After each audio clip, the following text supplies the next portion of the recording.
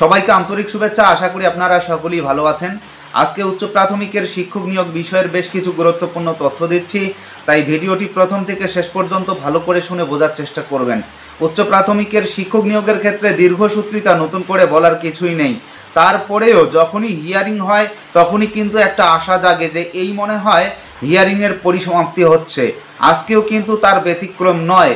আজকেও মহামান্য কলকাতা হাইকোর্টের ডিভিশন বেঞ্চ এবং সিঙ্গেল বেঞ্চের দুটো বেঞ্চেই কিন্তু উচ্চ প্রাথমিকের সবথেকে মহা গুরুত্বপূর্ণ মামলাগুলোর হিয়ারিং হতে চলছে।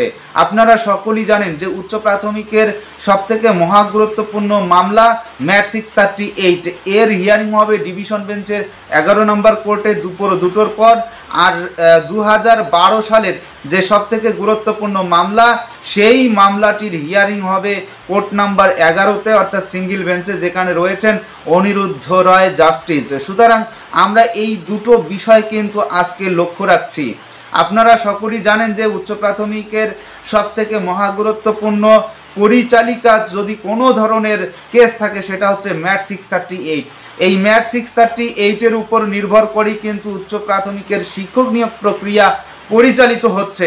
আর সেই ম্যাট 638-এর যে গুরুত্বপূর্ণ আজকে হিয়ারিং রয়েছে মহামান্য কলকাতা হাইকোর্টে, অবশ্যই সেই দিকে আমরা লক্ষ্য রাখব।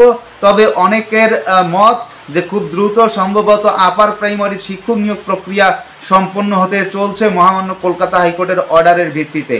তো আমরা এরপরেই আসবো 2012 সালের যে সবথেকে গুরুত্বপূর্ণ মামলা।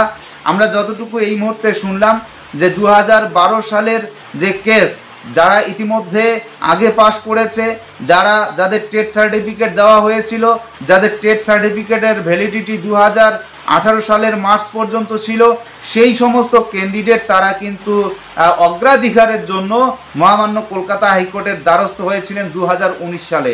সেই জন্যই কিন্তু তাদের হিয়ারিং হচ্ছিল এবং তারা বলছে যেহেতু তারা আগে পাশ করেছে তাই তাদের আগে অগ্রাধিকার দিতে হবে, কেননা বয়স থেমে নেই।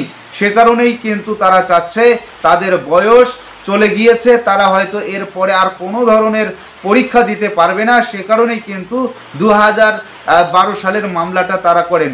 তো সেদিকেও আমরা নজর রাখবো। তবে আজকের দিনটা খুবই গুরুত্বপূর্ণ হতে চলছে অন্ততপক্ষে আপার প্রাইমারির শিক্ষক নিয়োগের জন্য।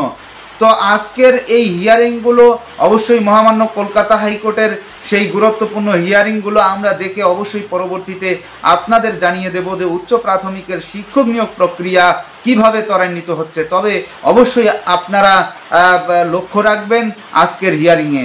তো সবাই ভালো থাকবেন, সুস্থ থাকবেন। এরপরে হিয়ারিংয়ের সারসংক্ষেপ নিয়ে আসি। ধন্যবাদ।